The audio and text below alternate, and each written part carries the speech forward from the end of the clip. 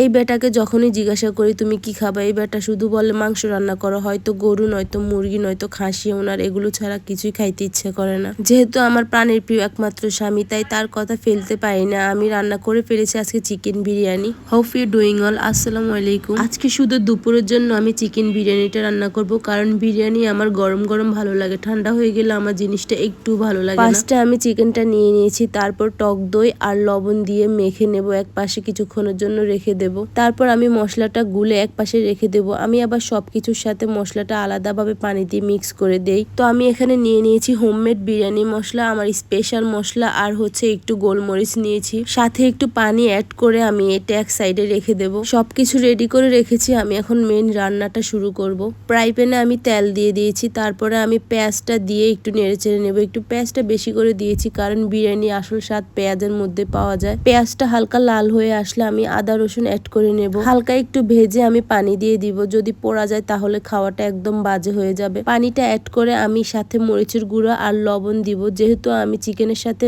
লবণ দিয়েছি, তাই আমি একটু কম করেই দেব, কারণ লবণ কম হলে প্রবলেম হয় না, যদি একটু বেশি হয়ে যায় তাহলে যত কিছুই আপনি দেবেন সেটার স্বাদ একদম অন্যরকম হয়ে যাবে। এই তো আমি সাথে মশলাটা অ্যাড করে দিয়েছি, বিরিয়ানি মশলাটা, যেটা আমি আলাদাভাবে গুলে রেখেছি। হালকা একটু কষিয়ে নিয়ে যখন দেখেছি তেলটা উপরে উঠে গিয়েছে, তখন আমি চিকেনটা অ্যাড করে দিয়েছি। চিকেনটা নাড়াচাড়া দিয়ে আমি ঢাকনা দিয়ে দিয়েছি। তারপর আমি কিছুক্ষণ পরে এসে দেখি যে চিকেনটা মোটামুটি হয়ে আসছে, তো আমি আবার নাড়াচাড়া দিয়ে দিয়েছি। যেহেতু মশলা পুড়িয়ে গেলে খাবারটা একদম বাজে হয়ে যাবে, তাই আমি একটু কিছুক্ষণ পর পরে এসে নাড়া দিয়ে দিই। সাইডে আমি ফলাউট চালটা আমি ধুয়ে রেখে দিয়েছি, কারণ ধুয়ে রেখে দিলে চালটা একটু নরম হয়, সেটা খুব তাড়াতাড়ি সেদ্ধ হয়ে যায়। এই তো আমি সবকিছু মিক্স করে একটু হালকা কিছুক্ষণের জন্য ঢাকনা দিয়ে রেখে দেব। বাসায় হুটহাট করে রান্না করলে খাওয়াটা অনেক টেস্ট হয় এবং সব দিক দিয়ে অনেক ভালো হয়, কিন্তু আপনি যখন মেহমান আসবে অথবা কোথাও নিবেন, তখনই দেখবেন খাওয়াটা উল্টো পাল্টা হয়ে যাবে রান্না। হয়তো চাউল সিদ্ধ হবে না, নয়তো লবণ কম হবে, মানে একটা না একটা হবে। এটা কেন হয় সেটা একমাত্র আল্লাহই জানে। যাই হোক, হয়তো তাদের ভাগ্যে ভালো কিছু নেই, তাই এমন হয়। এই তো আমি পানিটা অ্যাড করে দিয়েছি, তারপর আমি কিছুক্ষণ পরে উল্টিয়ে আমি এখানে 1 চামচ দুধ অ্যাড করে দেব। সাথে দিয়েছি আমি 1 চামচ চিনি, কারণ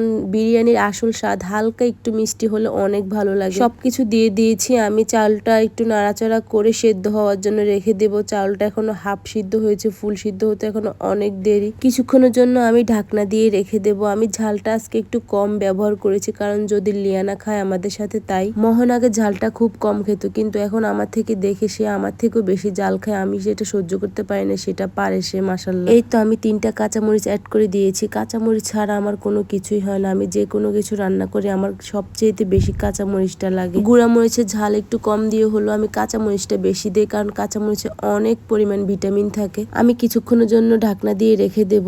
তারপর আমি একটু কেওড়া জল আর একটু ঘি অ্যাড করে নেব, তাহলে বিরিয়ানিটার টেস্ট অনেক ভালো হবে। ঘিটা অ্যাড করলে আমার কাছে অনেক ভালো লাগে, তাই আমি একটু ঘিটা দিয়ে তারপরে ঢাকনা দিয়ে কিছুক্ষণের জন্য রেখে দেব। মোহন ক্যামেরার সামনে আসতে অনেক লজ্জা পায়। নর্মালি সে যেভাবে থাকে ওইভাবে ক্যামেরার সামনে সে আসতেই পারে না। যাই হোক, এটার জন্য আমি কখনো কিছু বলি না, কারণ সবারই পার্সোনাল কিছু বিষয় আছে। ইনশাল্লাহ কিছুদিন পরে ঠিক হয়ে যাবে, যেহেতু আমার সব খাবারের রিভিউ একমাত্র আমার হাজবেন্ড দেয়। মোহনকে আমি প্রথম থেকে বলে রেখেছি, তোমার কাছে যেটা খারাপ হবে সেটা আমার কাছে বলে দেবা, তাহলে আমি ভালোটা শিখতে পারবো। বাই দ্য ওয়ে, আমার চিকেন বিরিয়ানি রান্না একদম কমপ্লিট। দেখতে মাশাআল্লাহ অনেক ভালো হয়েছে এবং কি খেতে অনেক টেস্ট হয়েছে। চাউল চিকেন সবকিছু সুন্দরভাবে সিদ্ধ হয়েছে। সিম্পলের মধ্যে আমার কাছে চিকেন বিরিয়ানিটা অনেক টেস্ট লাগে, আবার সেটা কক মুরগি অথবা দেশি মুরগি দিয়ে আমার কাছে ভালো লাগে, ব্রয়লার মুরগি দিয়ে আমার কাছে একদম ভালো লাগে না। আমি সুন্দরভাবে একটা প্লেট সাজিয়ে ফেললাম মোহনের জন্য। সে অনেক খুশি দেখে, সাথে যদি ওর কোক হয় তাহলে তার কোনো কথাই নেই। দেখতে পাচ্ছ অনেক লজ্জা পাচ্ছে। ও খাবারের রিভিউ দিলে আমার কাছে আর কিছুই লাগে না, সবকিছু মনে হয় যে অনেক ভালো হয়। আজকের ভিডিও এতটুকুই। সবাই ভালো থাকবে, সুস্থ থাকবে। আল্লাহ হাফেজ।